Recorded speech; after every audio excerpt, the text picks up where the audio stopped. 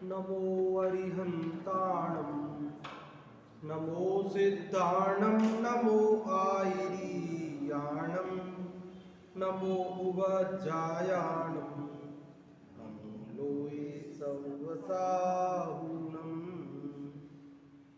जो राग द्वेष विकार वर्जित लीन आत्म ध्यान में, जिनके विराट विशाल निर्मल अचल केवल ज्ञान में, युगपत विशद सकलार्थ झलकें ध्वनित हों व्याख्यान में। वे वर्धमान महान जिन विचरे हमारे ध्यान में, विचरे हमारे ध्यान में। यह पद्मनंदी पंचविंशति का नामक ग्रंथराज है। इसकी रचना आज से लगभग 1000 साल पहले आचार्य पद्मनंदी देव के द्वारा की गई है। इसके 147 श्लोक हमने पढ़ लिए। अभी हम 148वां श्लोक पढ़ेंगे। 146वें श्लोक में आत्मा और मन का संवाद था, जिसमें आत्मा ने मन से पूछा था कि तुम कैसे हो, तो उसने कहा मैं चिंता में हूँ। बोले चिंता में क्यों हो? तो बोले मेरे को राग द्वेष के कारण चिंता हो रही है। राग द्वेष क्यों हो रहे हैं? कि इष्टानिष्ट संयोगों के कारण हो रहे हैं। तो जीव ने उसे समझाया कि देख, राग द्वेष करना, इष्टनिष्ट मानना छोड़ दे, नहीं तो अपने दोनों को ही नरक में जाना पड़ेगा। तो ऐसे कहने से क्या होता है कि छोड़ दे, तो तरीका बताना पड़ेगा कैसे छोड़े। तो उसका तरीका ही बताया जा रहा है। परसों 147 में ये तरीका बताया था कि भाई तू अपने आत्मा को देख। आत्मा के एक समय के स्मरण से तेरे ज्ञान ज्योति प्रकट होगी, मोह अंधेरा नष्ट होगा, आनंद प्रकट होगा, कृतकृत्यता प्रकट होगी। मतलब सर्व प्रकार का आनंद हो जाएगा, तेरी चिंता खत्म हो जाएगी। उसका उपाय बताया था, एक शब्द में कहें तो आत्मा को देखो। और उसी बात को अन्य प्रकार कल बताया 147 में कि पर की ओर देखेगा तो दुखी होगा। अनादि से तू जीवाजीव अनेक पदार्थों, अनेक आकारों, रूप रसादी वैभवों, इन्हीं को देखता रहा और मोह के कारण राग द्वेष करता रहा, बंधन में पड़ता रहा, दुखी होता रहा। मन चिंता में नहीं रहे, उसका उपाय परसों क्या बताया? आत्मा को देखो। कल क्या कहा? पर को मत देखो। बात तो एक ही है, बात दो नहीं। अपने को देखो मतलब पर को मत देखो, उसमें था ही बात। और पर को मत देखो तो अपने को देखो, ये उसमें शामिल ही है। क्योंकि आत्मा जाने बिना तो रह नहीं सकता, उसका स्वभाव जानना। अगर वो पर को नहीं जानेगा तो बिना जाने तो नहीं रह सकता, अपने को जानेगा तभी पर को जानना बंद होगा। और पर को जानेगा तो स्व को जानना। क्योंकि संसार दशा में अभी हम छद्मस्त होके एक समय में एक को ही जान सके, ऐसा उसका जो है पर्यायगत ऐसी ही योग्यता है उस ज्ञान की। आज फिर से और उसका तरीका बता रहे हैं। संसार से निर्भय करने वाला विचार, मतलब तेरी सारी चिंता खत्म हो जाए, तेरा भय खत्म हो जाए, तेरा टेंशन खत्म हो जाए, तेरा दुख खत्म हो जाए, तुझे शांति मिल जाए, सुख मिल जाए, तू निर्भय हो जाए, ऐसा उपाय बता रहे हैं। देखो क्या उपाय बता रहे हैं।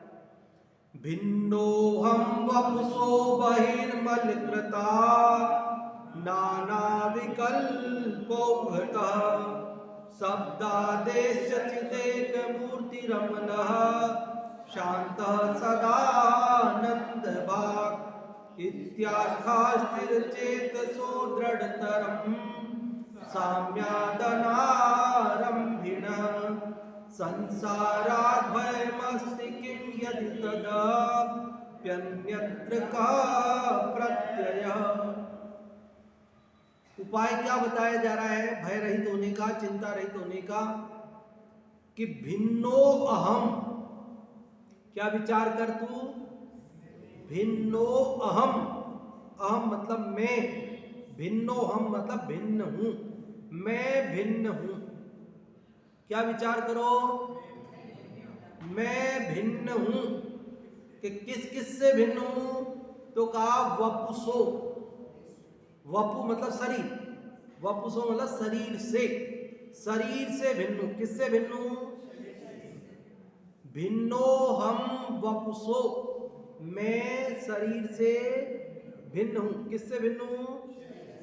कौन भिन्न है शरीर से? मैं भिन्न हूं। शरीर कैसा है जिससे मैं भिन्न हूं? तो कहा बहिर्मलकृता। शरीर कैसा है जिससे मैं भिन्न हूं? बाहरी मल करने वाला। बाहर में जितनी भी गंदगी है, मल है, वो सब कौन ने पैदा करी है? इस शरीर ने पैदा करी है। जगत में जितनी भी मलिनता, जितने भी कूड़े के ढेर आपको दिखाई देते हैं, ये सारे कूड़े के ढेर कहां से आए? ये सारे के सारा कचरा, सारी की सारी गंदगी शरीर के निमित्त से ही हुई है। यह शरीर अत्यंत मलिन है और जो वस्तु इसके संयोग में आती है वह परम पवित्र होते हुए भी मलिन हो जाती है। इस देह के संयोग में जो वस्तु पल भर आएगी वह भी मलिन, मल मूत्रमय, दुर्गंधमय हो जाएगी। इस देह के संयोग में कितनी भी परम पवित्र वस्तु आवे, लेकिन वो भी कैसी हो जाती है? लेकिन एक चीज है जो इसके संयोग में रहते हुए भी निर्मल है। वो कौन है? वो मैं हूं। यद्यपि ये देह मलिन है, यद्यपि इस देह के संयोग में जो भी वस्तु आती है वो मैली हो जाती है, लेकिन किंतु निर्मल इस देह में रहते हुए भी निर्मल है। कौन? मेरा भगवान आत्मा। उसमें मलिनता ने प्रवेश किया नहीं है। बाकी तो इस शरीर के संयोग में बढ़िया साफ सुथरा वस्त्र अपन पहने, कपड़े पहने, तो वो भी कैसे हो जाते हैं? मैले हो जाते हैं, गंदे हो जाते हैं। और बादाम का भी, अखरोट का भी हलवा खावे तो इस देह के संयोग में क्या दशा होती है उसकी? मल बन जाता है, गंदगी बन जाता है। उसको कोई देखना पसंद नहीं करता है। इस देह के संयोग में जो भी वस्तु आती है, लेकिन इस देह में रह करके भी आत्मा निर्मल है, परम पवित्र है। तो यहां क्या विचार करना है कि बाहरी मल करने वाले शरीर से भिन्नोहम, मैं भिन्न हूं। कौन है भिन्न? मैं भिन्न हूं। किससे भिन्न हूं? शरीर से भिन्न हूं। क्या नाम है आपका? नायसा।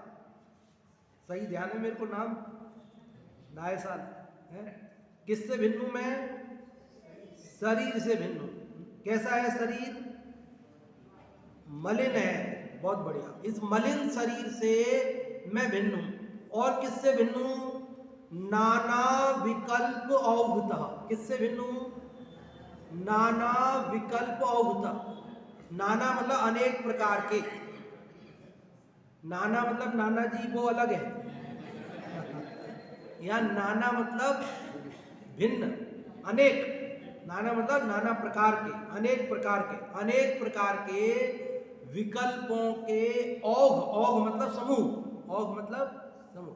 नाना प्रकार के विकल्पों के समूह से भी मैं क्या हूं? भिन्न हूं।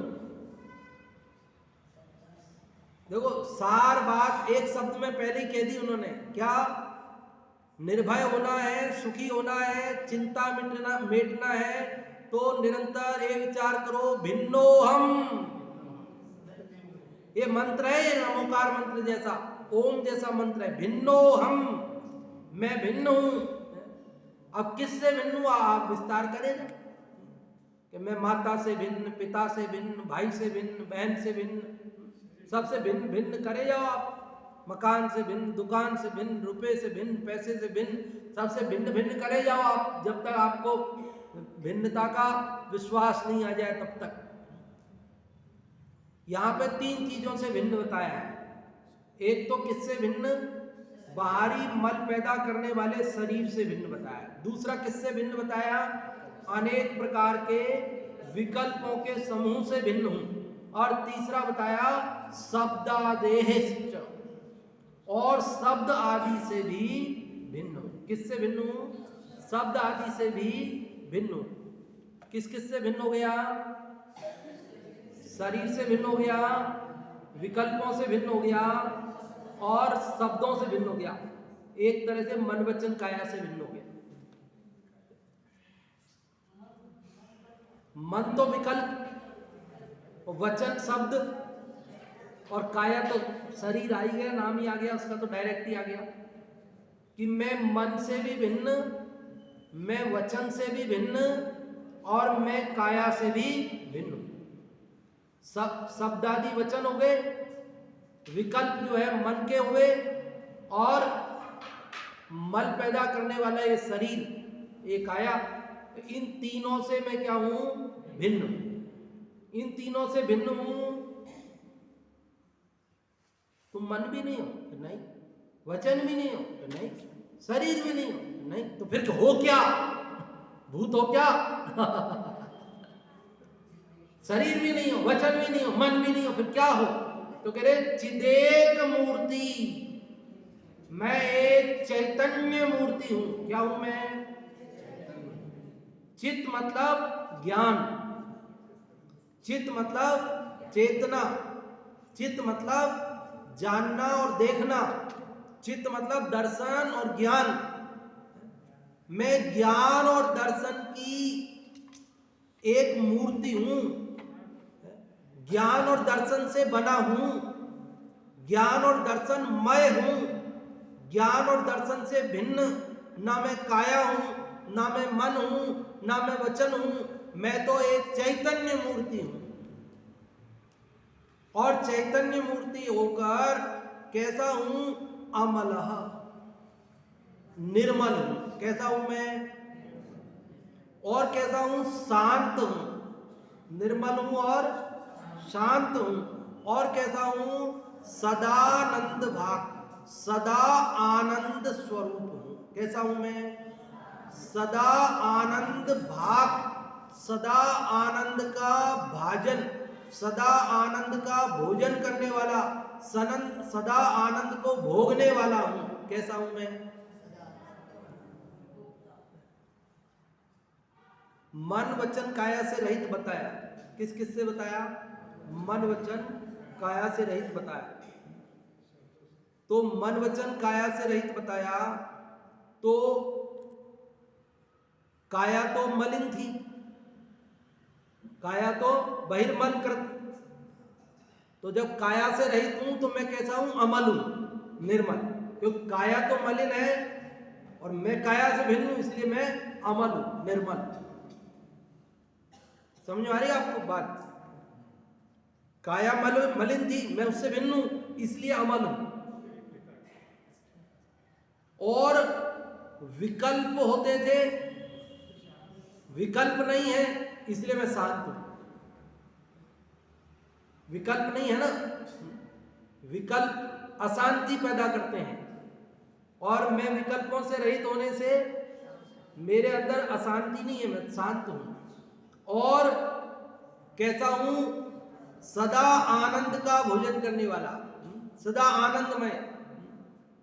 शब्दों से उसको कहा जा सकता नहीं है। मैं तो शब्दातीत आनंद का भोगने वाला हूं। इत्यास्था, ऐसी आस्था, ऐसा विश्वास, ऐसी श्रद्धा, ऐसी प्रतीति, स्थिर चेतसो, स्थिर चेतन की आत्मा की जिसको हो गई, जिसके चित्त में ये श्रद्धा हो गई, क्या श्रद्धा हो गई कि मैं शरीर से, मन से, वचन से भिन्न, निर्मल, शांत, सदा आनंद का भोग करने वाला चैतन्य मूर्ति हूँ, एक हूँ, ऐसा जिसको विश्वास, इत्यास्था, ऐसी आस्था, ऐसा विश्वास जिसको हुआ, स्थिर चेतसो, जो जीव का, स्थिर मतलब सदा, जिसका कभी नाश नहीं होता, ऐसा चेतना वाला, सदा चेतना से सहित है जो, वो कौन है? जीव, आत्मा, मैं स्वयं, उसका जिसको क्या हुआ? आस्था हुई उसकी, उसका विश्वास हुआ, उसकी दृढ़ प्रतीति हुई, उसको क्या हुई? साम्यात अनारंभिना, समता भाव प्रकट हुआ उसके, समता भाव, और समता भाव से वो अनारंभी हुआ। अनारंभी मतलब अब कोई आरंभ नहीं करता, कोई क्रियाकलाप, कहीं आना न जाना, मगन रहना, खाना न पीना, मगन रहना, करना न धरना, मगन रहना। अब क्या करे वो? क्योंकि उसको सदा आनंद मिल गया।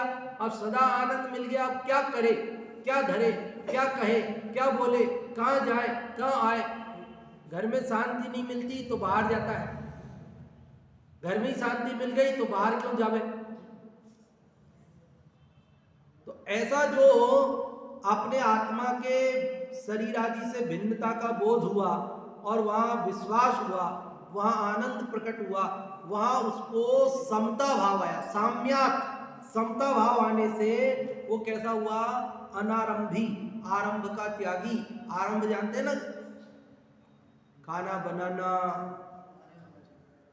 खाना, बर्तन मांजना, भोजन, कपड़े धोना, कपड़े पहनना, ये सब आरंभ की तो क्रियाएं हैं। घर की सफाई करना, ये सब काम क्या है? आरंभ के हैं। और ये सब क्यों करे? जब वह शरीर से भिन्न है, जब वह आनंदमय है, तब ये बाहर के विकल्प, मुनिराज स्नान क्यों नहीं करते?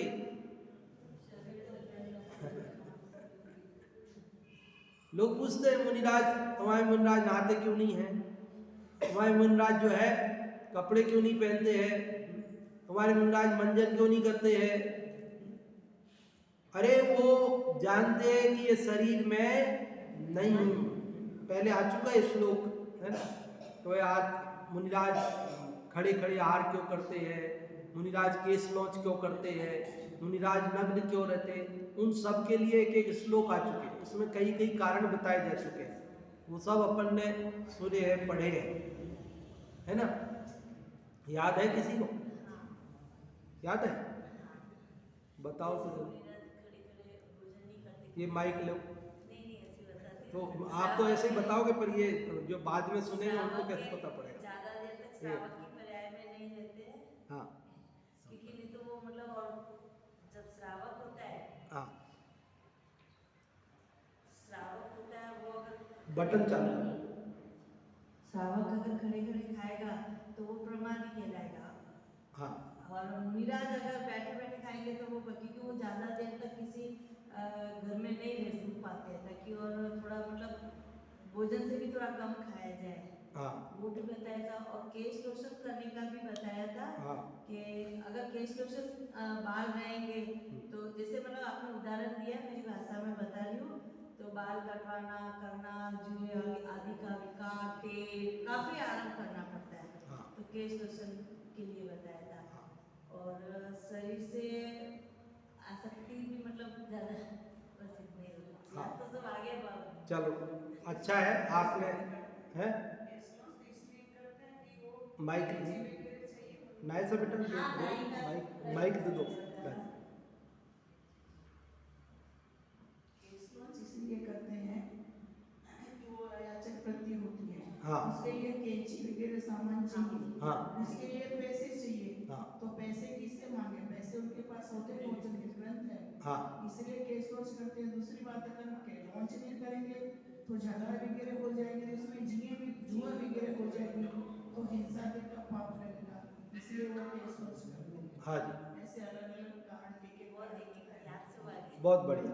तो इस प्रकार के सारे कारण अपन पढ़ के चुके हैं। तो जब उनको शरीर आदि से भिन्नता का बोध हो गया तो फिर फालतू के ये आरंभ क्यों करें, इसलिए मुनिराज नहीं करते। तो इसमें क्या बताया, अभी तक 3 लाइन पढ़ ली अपन ने। क्या बताई, भिन्नो हम, इसी का विस्तार है सारा का सारा। एक शब्द में पहले बता दिया, फिर बाकी तो सब उसका विस्तार है। भिन्नो हम, मैं भिन्न हूं। किससे भिन्न हूं? वपुसो, शरीर से भिन्न हूं। कैसा शरीर? बहिर्मल कृता, बाहर में मल पैदा करने वाला, ऐसे शरीर से भिन्न हूं। और किससे भिन्न हूं? नाना प्रकार के विकल्पों के समूह से भिन्न हूं। और किससे भिन्न हूं? शब्द आदि से भिन्न हूं। फिर क्या हूं इन सब से भिन्न? तो कह रहे चैतन्य की एक मूर्ति हूं, चैतन्यमय हूं, एक हूं। वैसे मूर्ति बोलते हैं स्पर्श रस गंध वर्ण वाले को, पदार्थ को। स्पर्श रस गंध वर्ण है नहीं आत्मा में, इसलिए वो वास्तव में तो वो अमूर्तिक है, मूर्ति नहीं है। लेकिन जगत तो मूर्ति से ही समझता है, अमूर्तिक उसको कुछ समझ में आता नहीं, इसलिए कहा कि वो चैतन्य मूर्ति है। क्या कहते हैं उसको? चैतन्य मूर्ति। पहले तो कोई भी चीज कीमती हो, महंगी हो, तो दुनिया को ये कह दो कि सोना है, तो सोना है तो वो समझ जाता कीमती चीज है, महंगी चीज है। क्यों? सोने से बढ़िया, सोने से महंगा कुछ जगत में उसके चित्त में आता नहीं। तो दूसरी चीजों को भी कीमती बताने के लिए सोना बोलते थे उसको। अभी जैसे पेट्रोल, बोले ये काला सोना है, ये वो पीला सोना है, ये काला सोना है। तो ये सोना है तो इसके भी पेट्रोल के गहने बन जाएंगे, हार बन जाएगा। बनवा दोगे सब पेट्रोल के? नहीं बनेंगे। पर पेट्रोल भी महंगा है, कीमती है, ये बताने के लिए उसको भी काला सोना ऐसा कहने में आता है। ऐसे नाना प्रकार से उसको जगत में महंगी चीजों को सोना कहने की परंपरा रही। उसी प्रकार यहाँ आत्मा को भी मूर्ति, क्यों मूर्ति से समझता है ये, इसलिए कहा कि ये चैतन्य की मूर्ति है। अब चैतन्य की मूर्ति कुछ होती नहीं, वो तो जानने देखने का अमूर्तिक है, लेकिन फिर भी उसको ऐसा व्यवहार से कहने में आता है। वह निर्मल है, शांत है और सदा आनंद का भोगने वाला है।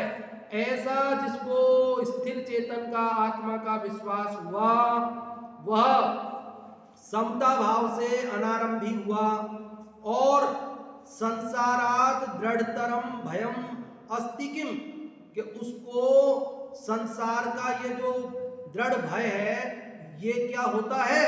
अर्थात नहीं होता है। उसको संसार का फिर भय होता नहीं है। किसको संसार का भय नहीं होता? जिसको शरीर मन वचन काया से भिन्न अपने चैतन्य का विश्वास हुआ, उसको फिर संसार का भय नहीं होता। यदि तदपि कोई कहे यदि तदपि, यदि मतलब फिर भी, कोई कहे नहीं फिर भी भय रहता है, तो कह रहे फिर भी अगर भय रहता है तो अन्यत्र कह प्रत्यय, फिर अन्यत्र मतलब अन्य तो कह मतलब कहाँ, प्रत्यय मतलब विश्वास।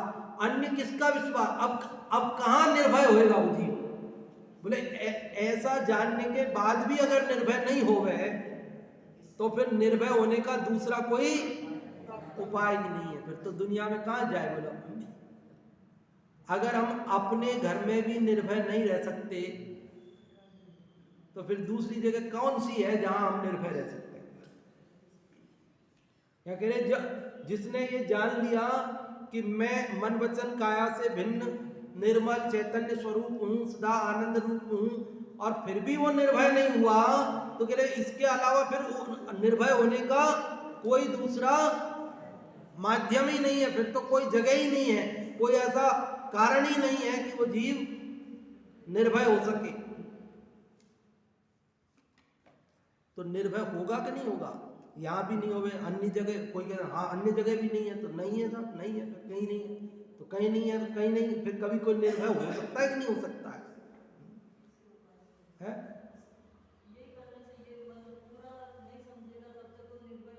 हाँ बस यही है निर्भय होने का उपाय, इसके सिवाय दूसरा कोई उपाय नहीं है। एक ही है ये, दूसरा कोई उपाय नहीं है। ये निर्भय होने का उपाय है। और ऐसी आस्था वाला जो सम्यक दृष्टि जीव है, ज्ञानी जीव है, वो तो निर्भय रहता है। ज्ञानी के सप्त भय होते नहीं, उसको इहलोक भय, परलोक भय, मरण भय, वेदना भय, अगुप्ति भय, अकस्मात भय, अरक्षा भय, ऐसे 7 भय नहीं होते। सप्त भयों से नहीं डरता है वो। क्यों?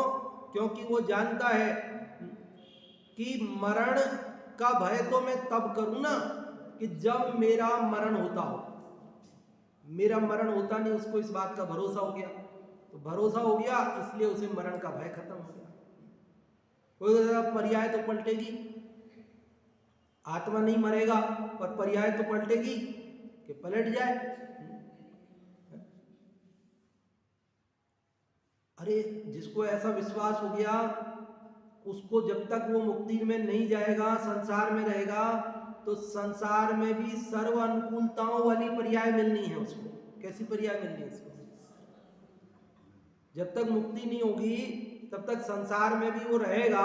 संसार में भी जो पर्याय, जो दशा, जो हालत, जो कुछ जन्म मरण, जहाँ कुछ भी जो भी होगा, वो सब सर्वश्रेष्ठ व्यवस्थाओं में होगा उसका, है? क्या कह रहे हैं? किसको ठोकर मार दी?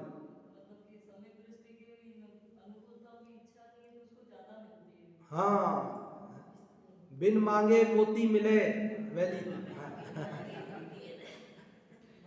वो मांगता नहीं है ना, चाहता नहीं है, इसलिए उसको जगत का सारा वैभव उसके चरणों में लौटता है। वो कहता है हमको स्वीकार कर लो, आप हमको स्वीकार कर लो तो हम धन्य हो जाएं। ऐसा स्वरूप है वो। जैसे सीता स्वयंवर हुआ था ना, सीता स्वयंवर, ऐसा इंदुमती स्वयंवर भी आता है। अब ये स्वयंवर में क्या है, देश विदेश के सब राजकुमारों को वहां बुलाया जाता था, और वो जो राजकुमारी वो अपना वर खोजती थी, निर्णय करती थी। तो मान लो वो 50 राजकुमार 50 देशों के बैठे हुए हैं, सभा लगी है, और तो दूसरे राजकुमार ऐसे टकटकी लगाकर देखते हैं कि ये हमारे गले में वरमाला डाल देवे, इसके लिए रिझाते हैं। मतलब नाना प्रकार से वो अपने वैभव का प्रदर्शन करते हैं। कितने ही हीरों की अंगूठियां पहन के आएंगे महंगी महंगी, और उनको ऐसा दिखाएंगे ताकि वो लुभा जाए और आ जाए और उसका वर्ण कर ले। कोई अपनी ताकत का प्रदर्शन करते ऐसे, इतनी ताकत है, ताकत तो देखे कि भाई ये बलवान है, ऐसा करके उससे रिझा करके उसका वर्ण कर लेवे। कोई पूरा अपना परिकर लेकर आता है, वैभव, सेना, और आकर के बाहर रोकता है, सारे वैभव के साथ आता है। कोई नाना प्रकार के अपने रूप सौंदर्य निखार के आता है, कोई नाना प्रकार के वस्त्रों को, आभूषणों को धारण करके आता है, कोई नाना प्रकार के केश विन्यास, बालों की हेयर स्टाइल, कटिंग, ये वो नाना, और कोई वहां नाचने लगता है, कोई अपने नृत्य से लुभाता है, नाना प्रकार से उसको लुभाता है। लेकिन वो उनके सब नाटक देख देख के आगे बढ़ती जाती है कि ठीक है, वो उसको पसंद ही नहीं आते कि ये अपना वैभव दिखा रहा है, मैं क्या वैभव की भूखी हूं? ये अपना रूप दिखा रहा है, क्या मैं उसकी भूखी हूं? क्या ये ताकत दिखा रहा है, ताकत की मुझे नहीं चाहिए ये सब। और श्री राम जैसे शांत बैठे हैं, श्री राम जैसे शांत बैठे, देख भी नहीं रहे उसकी ओर। और सीता आई, बोले ये ही अच्छे हैं, ये तो मेरी तरफ देख तक नहीं रहे हैं, और बस उनके गले में वरमाला डाल देते। मतलब ऐसे इंदुमती स्वयंवर, ऐसे तो ऐसे ही जगत के वैभव के लिए जो चाहते हैं कि ये जगत का वैभव हमें मिल जाए, हमें मिल जाए, हमें मिल जाए, हमें मिल जाए, उसको तो जगत का वैभव नहीं मिलता। और जो कहते हैं कि हमें कुछ नहीं चाहिए, हम तो अपने वैभव में संतुष्ट हैं, तो वो जगत का वैभव आकर के उनके चरणों में लूटता है, आकर के दास बन जाता होगा। देखो, भिन्नोहम वपुषो बहिर्मलकृता नाना विकल्पौघतः शब्दादेश चितेक मूर्तिरमलः शान्तः सदानंद भाग इत्यास्थास्थिरचेतसो दृढ़तरं साम्यादनारम्भिणः संसाराद्वयमस्ति किं यदि तदाप्यन्यत्र कः प्रत्ययः।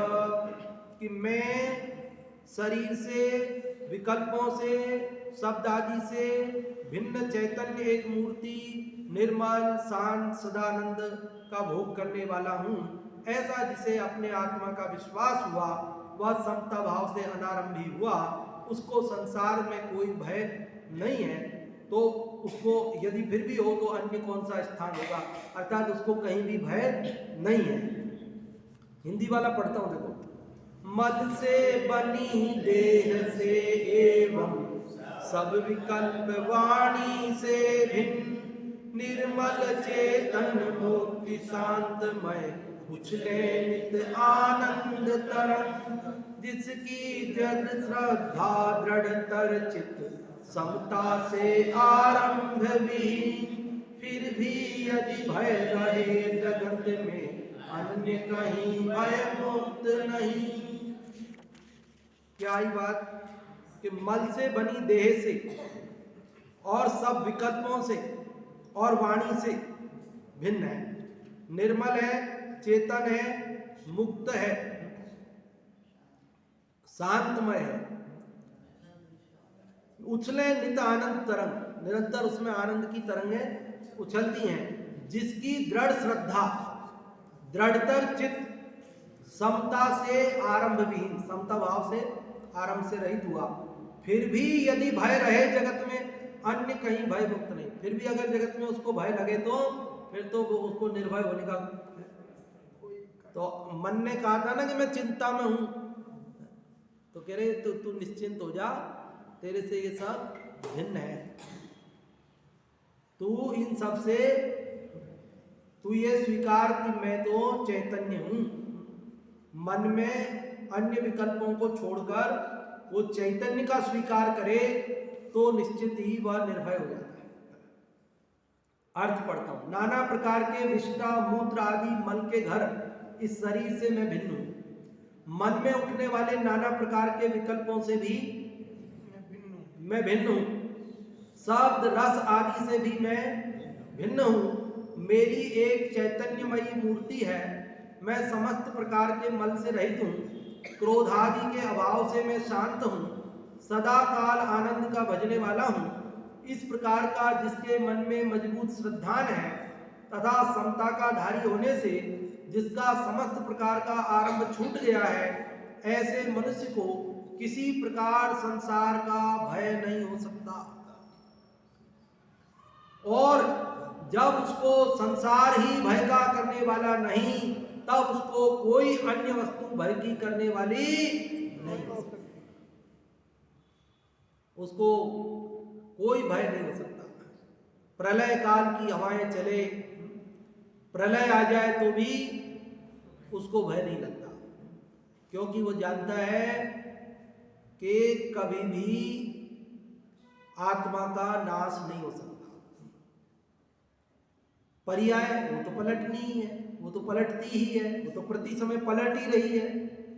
पर्याय को पलटने से कोई रोक नहीं सकता और द्रव्य को कोई पलट सकता नहीं। ऐसी जिसके चित्त में श्रद्धा हुई है उसको क्या भय लगेगा? ऐसी निर्भयता, अनंत निर्भयता प्रकट होती है। वो आई थी ना मुजफ्फरनगर किधर की घटना आई थी, जिसके अंदर वो पाठशाला में पढ़ने वाला बालक, 8 साल का बालक, उसको अपहरण करके ले गए। वो उसको कहा कि जो है क्या नाम से, ले पापा को फोन कर कि इनको दो पैसे दो, नहीं तो मेरे को मार देंगे। तो उसने कहा कि कौन मार देगा मेरे को, मैं तो आत्मा हूं, मैं तो मरता ही नहीं हूं, मैं तो अजर अमर हूं। तो वो भी दंग रह गए, अरे ऐसा कैसा है, बड़े बड़े कांप जाते हैं हमारे आगे, और ये कह रहा है कि मैं तो आत्मा हूं, मैं तो मरता ही नहीं हूं, मेरे को कैसे मारोगे? शरीर तो मैं हूं ही नहीं हूं। आप इस गोली से मारोगे तो इस शरीर में छेद होगा, मेरे आत्मा में छेद नहीं होगा। वो बच्चा ऐसा निर्भय होकर बोले, और वो सोचे कि ये क्या है, कौन आ गया, ये किसको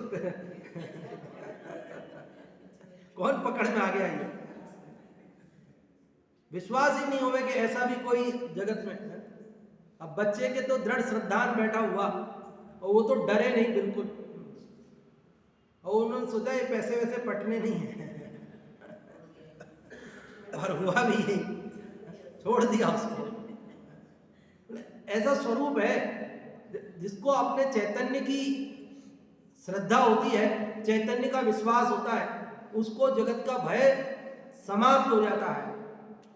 ऐसा नहीं है कि वो निर्भय होकर के और स्वच्छंदी हो जाता है और अनलगत प्रवृत्ति करने लगता है, हाँ कोई मेरे को मार ही नहीं सकता तो अब मैं कुछ भी करूं।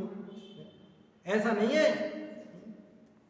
वो किसी को कोई तकलीफ नहीं पहुंचाता, वो किसी का कोई नुकसान नहीं करता, वो स्वच्छंद होकर अनर्गल प्रवृत्ति नहीं करता, उसका आचरण बेकार नहीं होता।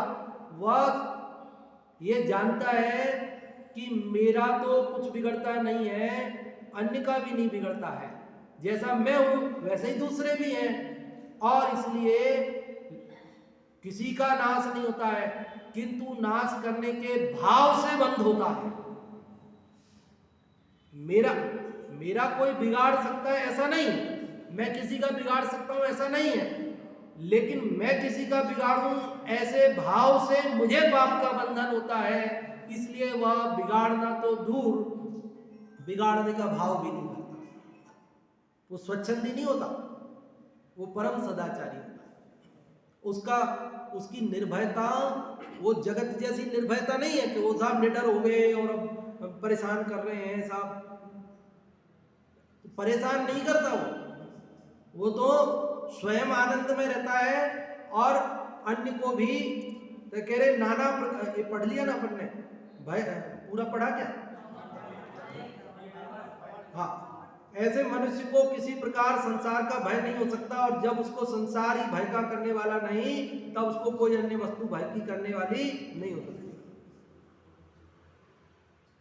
भावार्थ पढ़ते हैं,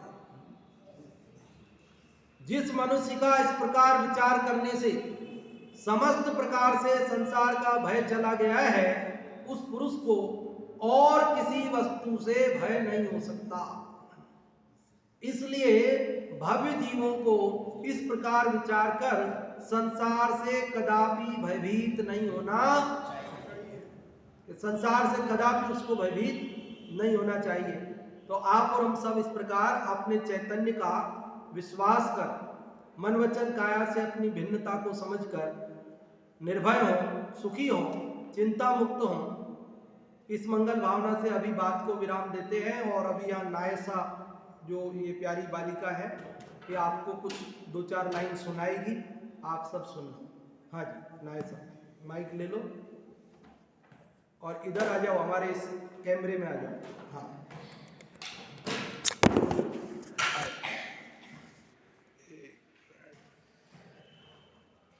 हाँ जी, बोलो। आज तुझे अंतर में शांति मिलेगी, सुख कली खिलेगी,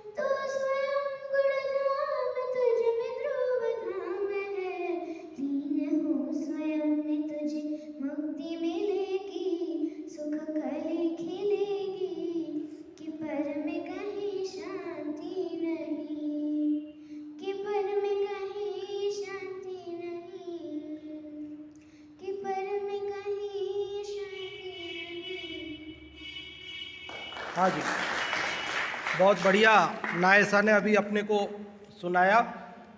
ये अपने ऋषभजीत सिंघवी, आशाजीत सिंघवी की जो है दोहिती हैं, नूपुर की बेटी, और बहुत बढ़िया से ये अपनी जिन धर्म की श्रद्धानी है, अच्छी अच्छी बातें, कहानियाँ, सब कविताएं, किताबें सब पढ़ती है, बहुत अच्छी रुचि है।